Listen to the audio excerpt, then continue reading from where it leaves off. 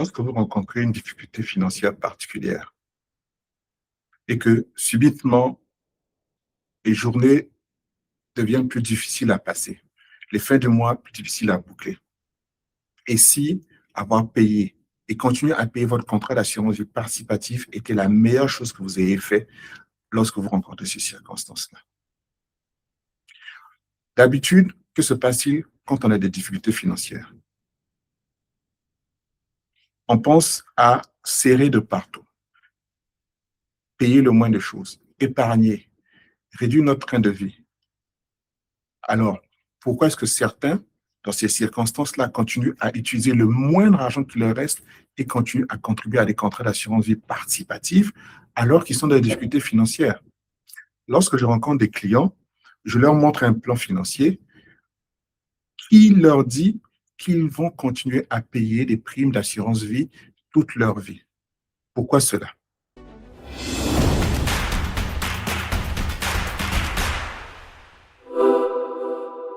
Bienvenue dans cette chaîne. Je suis Gaël Cardier-Bourma, conseiller en sécurité financière, spécialisé dans la stratégie Infinite Banking Conseil. J'ai été formé par le Nelson Nash Institute pour expliquer le concept bancaire infini. Aujourd'hui, je vais vous parler d'une solution claire aux difficultés financières. Quel est le problème majeur d'une difficulté financière, en particulier lorsqu'il est temporaire? C'est que on a eu notre vie et la vie a tourné. On ne peut plus épargner ou on n'a pas épargné et lorsqu'arrive une difficulté, une perte d'emploi, une situation temporaire, de la maladie, une récession, on manque d'épargne et du coup, on n'a plus de quoi vivre. C'est tout aussi simple que ça. Quelles sont les solutions habituelles?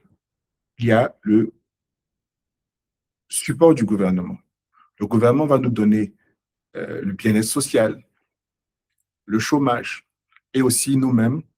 Idéalement, si on a fait de l'épargne, on va aller puiser notre épargne. Et notre épargne va commencer à diminuer. Et lorsqu'elle diminue, qu'est-ce qu'on va aller faire? On va aller maintenant réduire nos dépenses. Si on allait au restaurant, on irait moins. Si on se permettait certaines choses, on ne se permettrait pas. Et maintenant, imaginez ceci. Lorsque tout allait bien, vous avez pu épargner à travers un contrat d'assurance vie participative qui vous permettait, qui vous obligeait à mettre un minimum de contribution de ce contrat d'assurance vie. Et que cette difficulté financière arrive.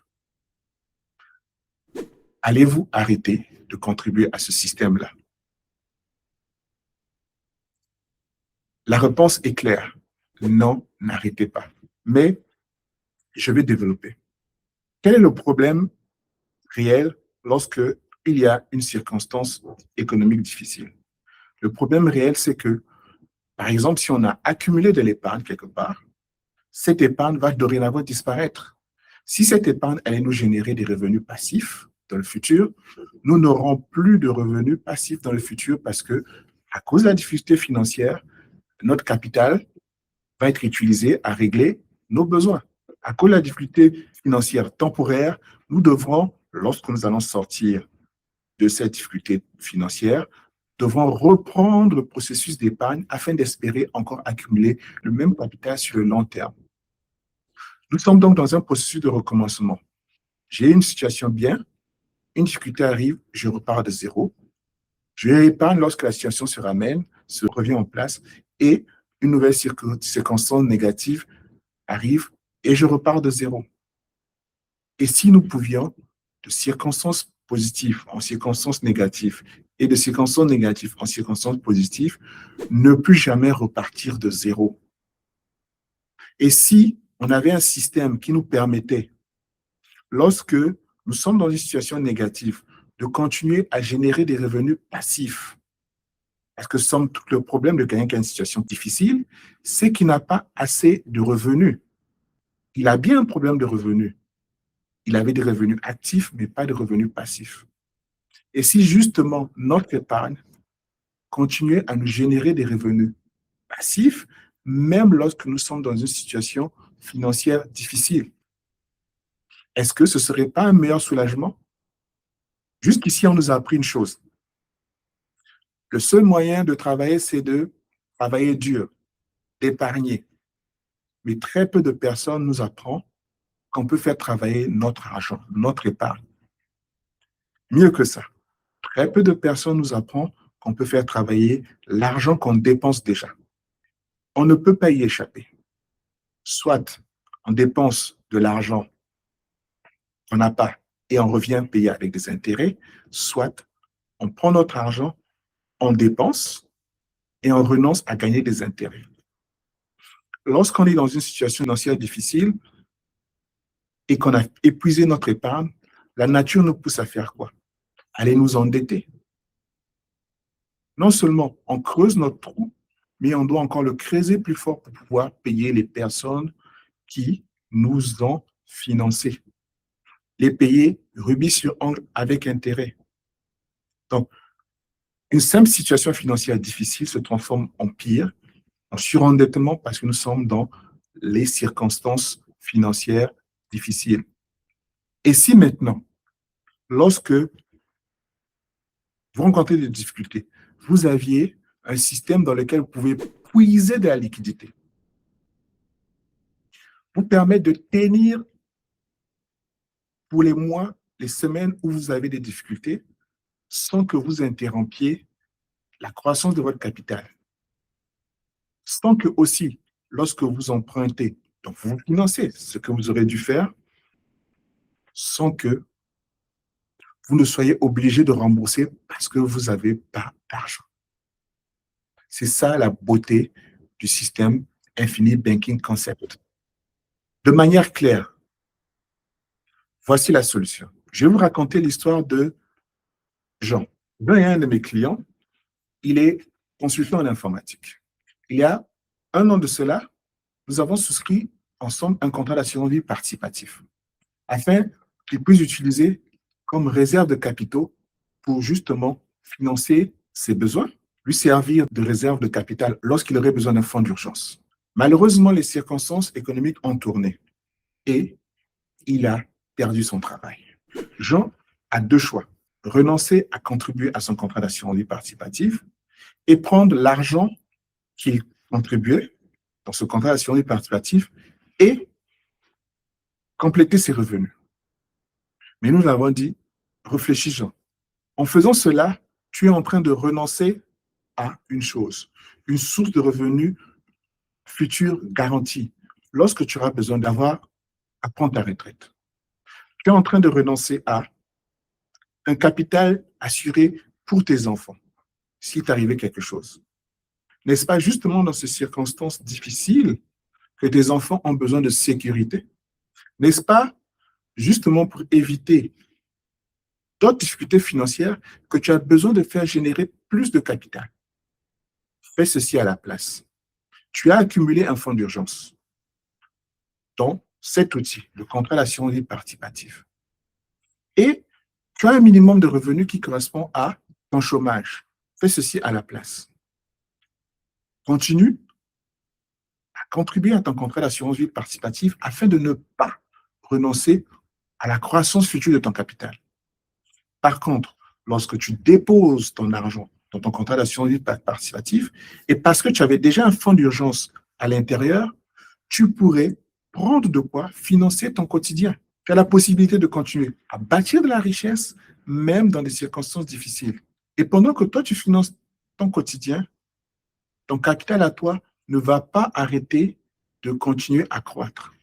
À chaque fois que tu finances ton quotidien, de toute façon, que tu sois au chômage ou pas, n'est-ce pas que tu es obligé d'avoir une source de revenus? Peut-être pas travailler, du chômage, du bien-être social.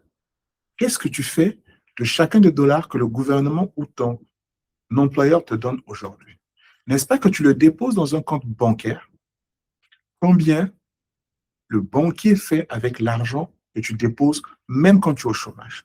Aimerais-tu ça, Jean, qu'en déposant l'argent de ton chômage dans ton contrat d'assurance vie participatif, que la compagnie d'assurance t'assure plus de dividendes, t'assure plus de capital d'essai, t'assure plus d'accès à la liquidité, et ce, sans interrompre la croissance de ton capital. Donc, l'idée, c'est quoi? C'est que le contrat d'assurance vie participative n'est pas une dépense.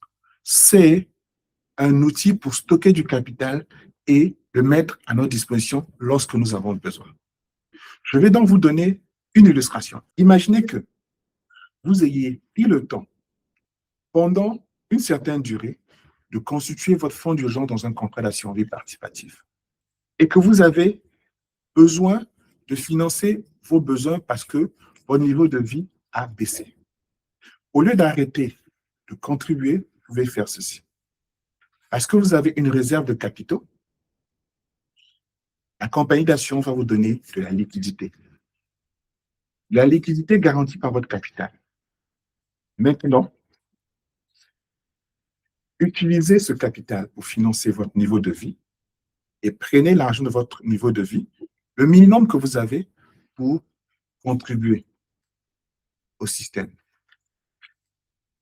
Utilisez l'argent pour financer vos besoins de vie et prenez vos revenus pour contribuer. Remarquez qu'à chaque fois que vous faites des remboursements, votre argent devient disponible. Remarquez que à chaque fois que vous faites des remboursements, votre argent redevient disponible. Mais il ne revient pas disponible tout seul.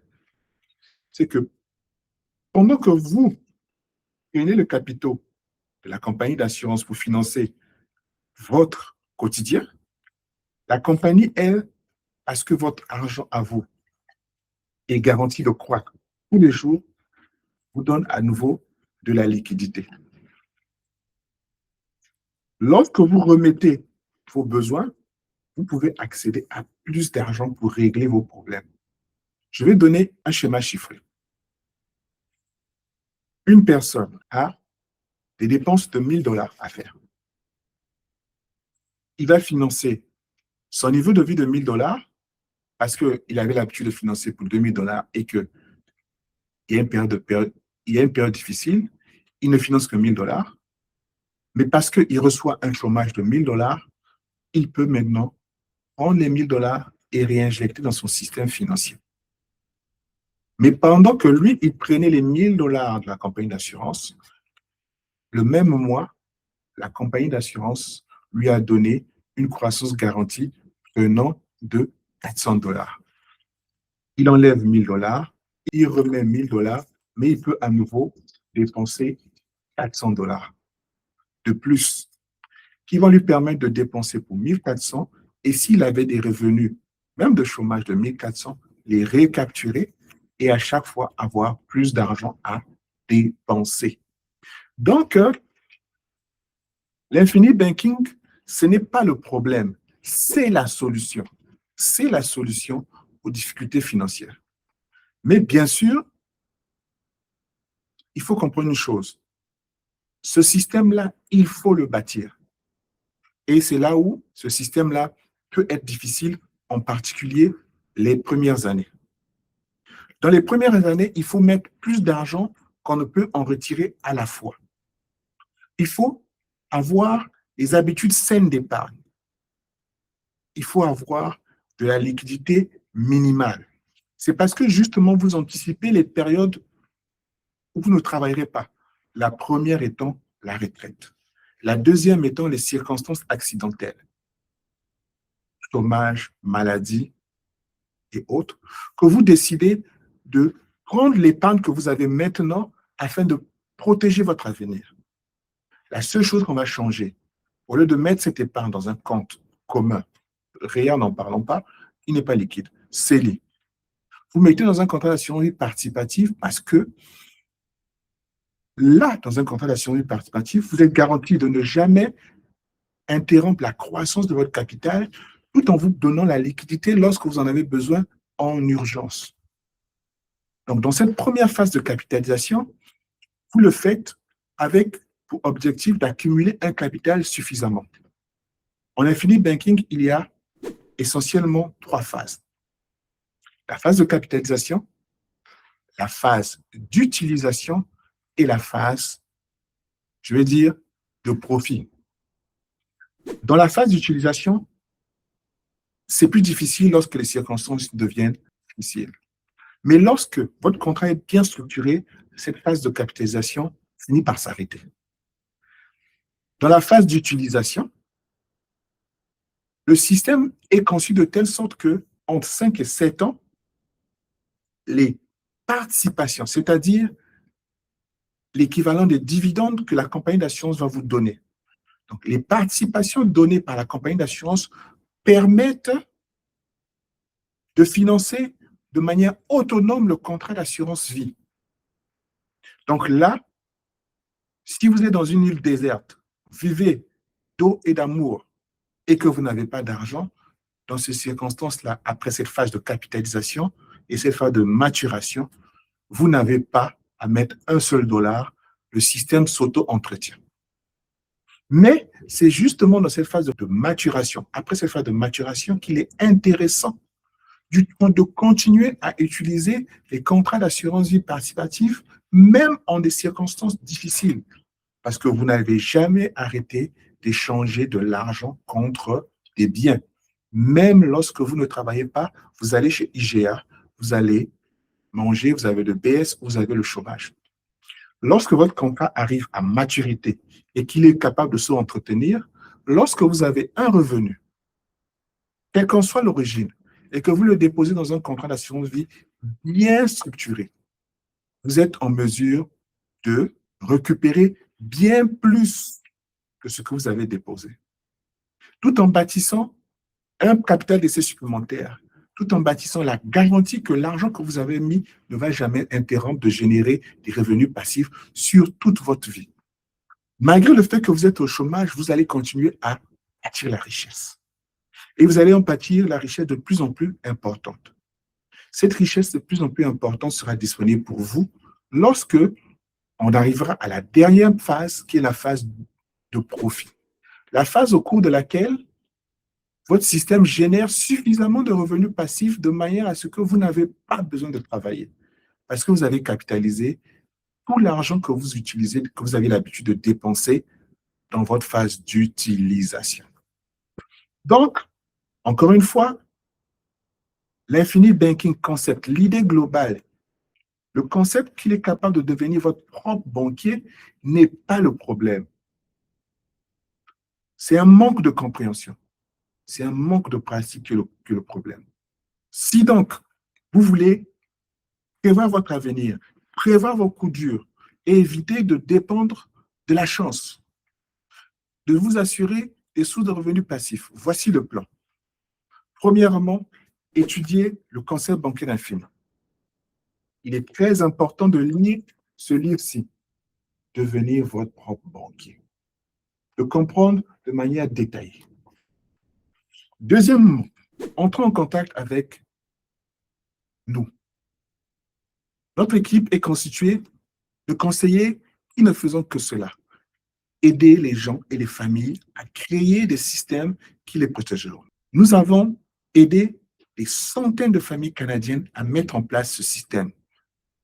Comme Jean, entrez en contact avec nous et nous allons faire une analyse détaillée de vos flux financiers afin d'identifier les opportunités pour vous de créer cette réserve de capital-là qui va vous protéger lorsque les circonstances seront plus difficiles.